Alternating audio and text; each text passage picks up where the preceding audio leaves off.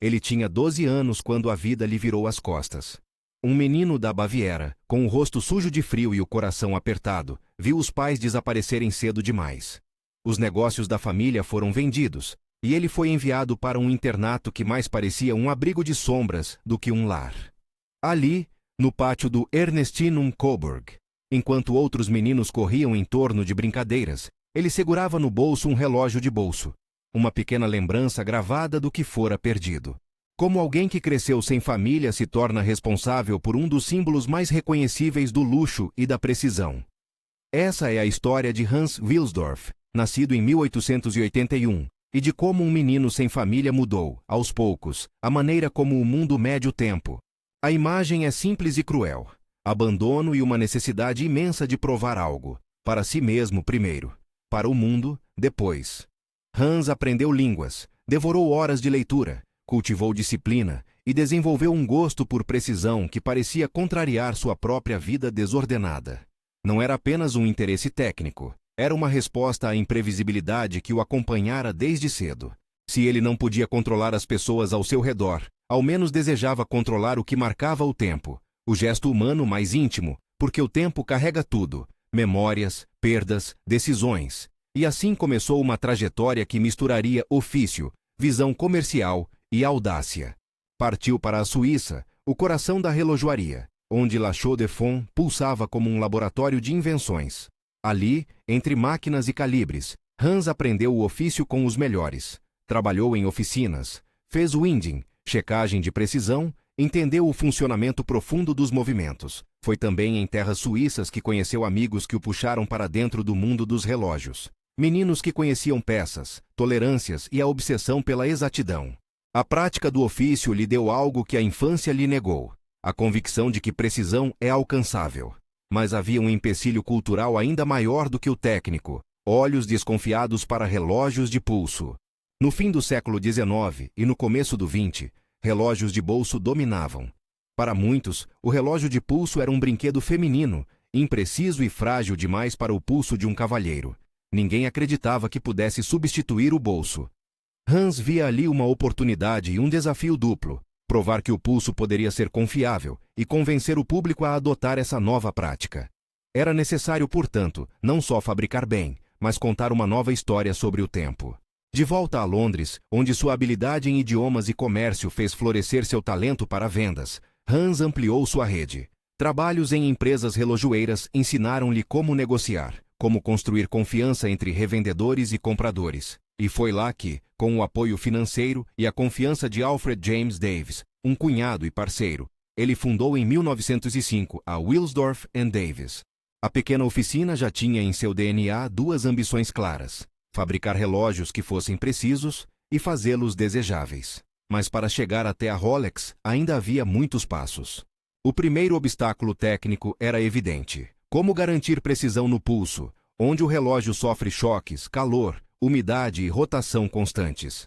Hans começou a buscar certificações e provas. Era preciso transformar opinião em prova, desconfiança em certificado. Quando um de seus relógios recebeu um reconhecimento de precisão em observatórios como o de Kew, a história começou a mudar.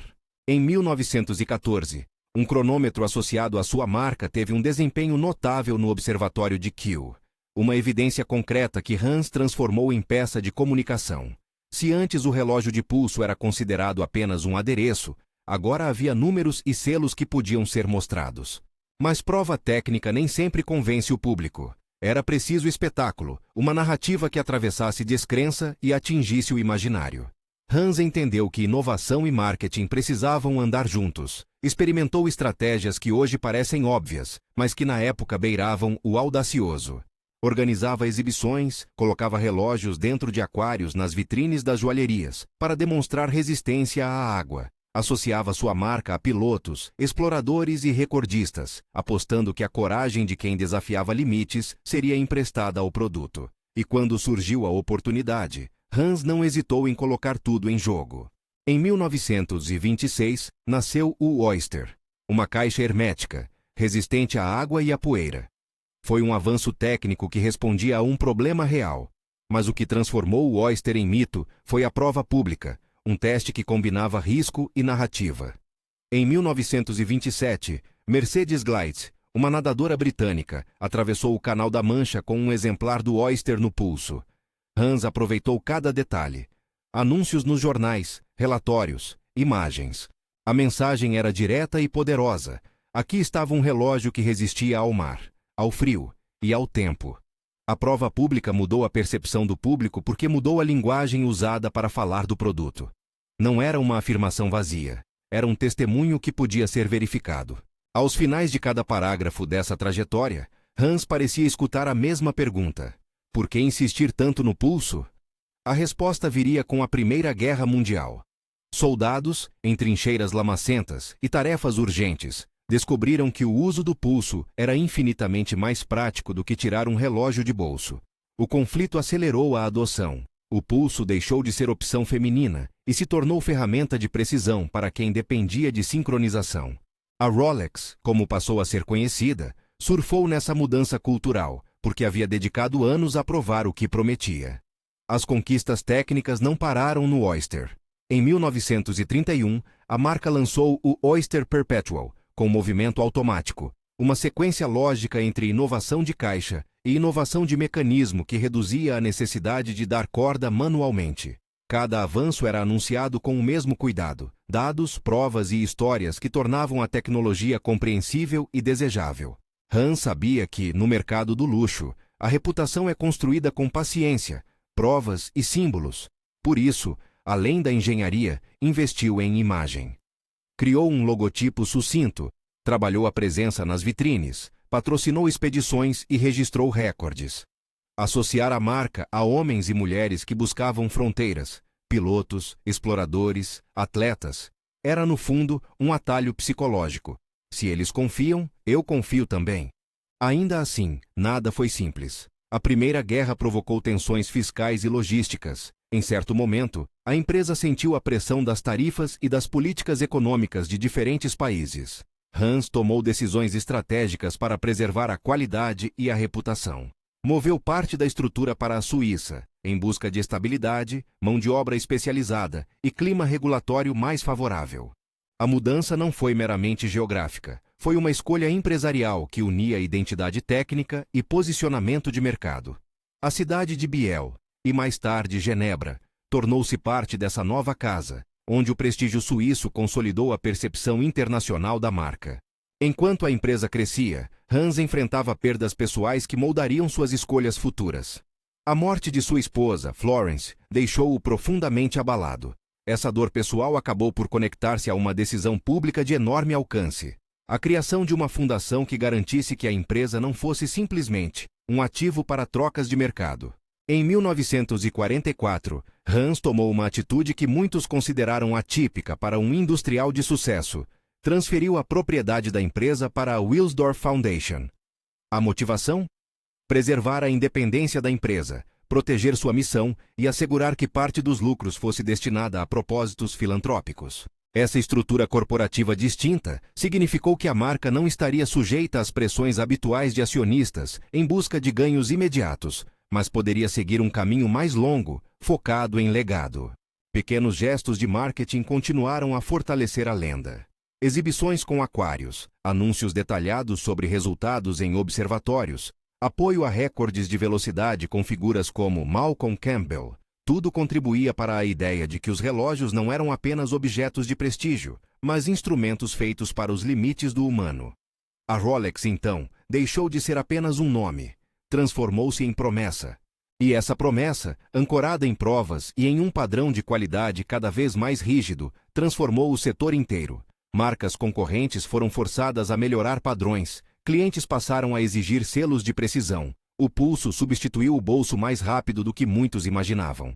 Ao longo desse percurso, Hans não se impôs como um herói sem falhas. Houveram dúvidas, testes que falharam, investimentos arriscados. Ele lidou com dificuldades de distribuição, com a resistência de revendedores tradicionais e com crises econômicas. A narrativa que mais interessa é precisamente essa: a de um homem que, com disciplina e visão, navegou por falhas e incertezas até consolidar algo maior que ele próprio. E esse algo maior era uma marca que se tornaria sinônimo de confiabilidade e prestígio. Não por acaso, mas por décadas de insistência em prova e imagem. É importante notar também que a transformação não se deu apenas por inovações técnicas. A escala do impacto vem da combinação entre engenharia, narrativa e decisões societárias. A fundação que assumiu a propriedade da marca fez com que o sucesso fosse pensado em termos de legado e responsabilidade. Os anos de investimento em pesquisa e em imagem criaram um efeito cumulativo. Relógios que antes eram nichos para entusiastas tornaram-se símbolos carregados de significado social. E ao final de sua vida, Hans Wilsdorf deixou uma empresa que não apenas dominava uma parte do mercado, mas que redefinira expectativas em torno do que um relógio deveria oferecer: resistência, precisão, presença. Mas há momentos que marcam como clímax dessa história. Um deles foi sem dúvida a prova com o Mercedes Gleitze. Outro foi a certificação de cronômetros no começo do século, quando a empresa começou a figurar em relatórios de observatórios, e quando as máquinas que ele ajudou a combinar começaram a produzir resultados mensuráveis. Nesses instantes, a abstração da ideia, que o pulso poderia ser um instrumento de precisão, virou realidade palpável. E quando, durante a guerra e no pós-guerra, soldados e profissionais passaram a depender do pulso, o mercado se reorganizou. A Rolex conseguiu então consolidar o que Hans já previa. O pulso não era apenas moda, era necessidade. Há também pequenas ironias nessa trajetória. Um homem que cresceu sem laços fortes decidiu, no fim, proteger a empresa de laços mercadológicos imediatos e colocá-la sob os cuidados de uma fundação. Talvez ele tenha visto na iniciativa uma forma de criar uma família simbólica, uma casa que resistisse às trocas e aos caprichos do mercado. A fundação permitiu que a empresa mantivesse foco em qualidade e sustentabilidade de longo prazo, valores que pareciam nascer, curiosamente, do vazio afetivo de sua juventude. Quando Hans Wilsdorf morreu, em 1960, deixou uma obra que excedia sua pessoa. A marca que começara como Wilsdorf Davis e que acabaria conhecida por um nome curto, fácil de lembrar, tinha mudado padrões industriais, deslocado hábitos culturais e provado que a combinação entre técnica e narrativa pode alterar um mercado inteiro. Hoje, é comum associar Rolex a luxo, mas o que poucos notam é que essa imagem de luxo foi construída, passo a passo, sobre provas, sobre campanhas audaciosas e sobre escolhas societárias incomuns. Se olharmos de perto, vemos 3 evidências centrais dessa transformação. A primeira é a infância e formação de Hans, a disciplina, o aprendizado de línguas, a ida à Suíça e os anos de oficina que lhe deram conhecimento técnico. A segunda é a busca por certificações e o reconhecimento de observatórios como Kew, que ajudaram a transformar opinião em prova. A terceira é a capacidade de vender uma ideia por meio de provas públicas. A travessia de Mercedes Gleitze, os aquários, as associações com exploradores e pilotos, que mudaram para sempre a percepção do público. O que restou, no final das contas, não foi apenas uma marca cara ou um símbolo, restou um método: identificar uma necessidade clara, precisão no pulso, buscar provas técnicas de qualidade e contar uma história que conectasse produto e público. E havia algo mais profundo, a noção de que uma empresa pode ser dona de seu destino por meio de escolhas corporativas. Transferir a propriedade para uma fundação foi, em termos práticos, transformar um empreendimento em um projeto de durabilidade e responsabilidade. Em muitas das imagens que permaneceram daquele percurso, destaca-se uma sequência simbólica: o menino no pátio com seu relógio de bolso, o jovem aprendendo em oficinas suíças, o fundador em Londres negociando com revendedores, o anúncio no jornal após a travessia do canal, e, finalmente, o ato de fechar a empresa numa caixa segura de fundação, protegendo-a do mercado voraz. É um arco que vai da precariedade à preservação, do anseio pessoal ao legado coletivo. Para quem acompanha histórias de empreendedorismo, a narrativa de Hans tem lições claras, mas não fórmulas mágicas. Não existe um caminho único para o sucesso, e sua trajetória é marcada por riscos calculados, persistência diante de falhas e uma habilidade singular para transformar prova em reputação. Ele não prometeu atalhos, construiu uma estrada, passo a passo. E talvez aí esteja a lição mais poderosa: transformar uma fraqueza, a falta de raízes familiares, em motivação para criar algo duradouro. Quando olhamos para um relógio com a coroa simbólica hoje, podemos lembrar que ali há mais do que metal e engrenagens. Há uma história de disciplina, estratégias ousadas e escolhas que visavam algo além do lucro imediato. A cada pulso, um eco daquela infância marcada pela perda, o desejo de medir melhor o tempo, de torná-lo confiável, de dar a outros a segurança que ele mesmo buscou. Queria que as pessoas pudessem confiar no que lhes mostravam no pulso. É provável que tenha pensado, e essa ideia guiou sua vida. Mas a narrativa também é um convite. Ela nos pergunta: o que você faria com uma luta antiga? Transformaria ressentimento em vingança ou em projeto construtivo? Hans escolheu a segunda opção. Não foi sorte, foi uma combinação de habilidade, visão e coragem para apostar em provas públicas quando a maioria duvidava. Essa aposta reescreveu as expectativas de uma indústria inteira. E se a ambição de Hans incluía criar algo que sobrevivesse a ele, a fundação foi o gesto final que confirmou essa intenção. A Wilsdorf Foundation, criada em 1944, garantiu que o controle da empresa permanecesse alinhado com valores e usos do capital que ele julgava corretos. A decisão ainda ecoa hoje. Muitas empresas optam por estruturas que privilegiam acionistas e ganhos imediatos. Hans optou por responsabilidade e continuidade.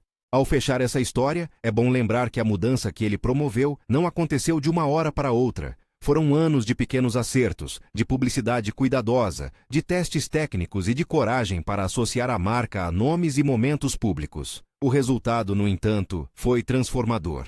O relógio de pulso deixou de ser visto como frágil e passou a ser sinônimo de confiança. Uma mudança de hábito cultural com raízes técnicas e comunicacionais. Se essa narrativa tocou você, se a figura do menino órfão que, com disciplina e visão, construiu algo que mudou uma indústria despertou admiração, inscreva-se no canal para acompanhar outras biografias como essa. Há muito a aprender nas histórias de quem ousou reescrever regras. Por fim, a história de Hans Wilsdorf mostra que legado não é só o que se deixa em bens, mas o que se deixa em padrões e práticas. Ele partiu em 1960, mas a marca que sintetiza seu esforço continua a ser referência, não por milagre, mas por décadas de insistência em provar que o pulso podia, sim, marcar o tempo com confiança. E é curioso pensar que tudo começou com um menino no pátio, um relógio de bolso no bolso e uma vontade inflexível de mudar a relação das pessoas com o tempo. Se você quer ver outra história de um fundador que mudou uma indústria, clique no vídeo sugerido agora mesmo. Há mais trajetórias que mostram como ideias somadas à coragem podem transformar o mundo. Compartilhe com alguém que precisa ouvir isso. Essas histórias inspiram decisões, plantam coragem e lembram que muitas vezes, o que parece um começo difícil é o motor de uma grande mudança.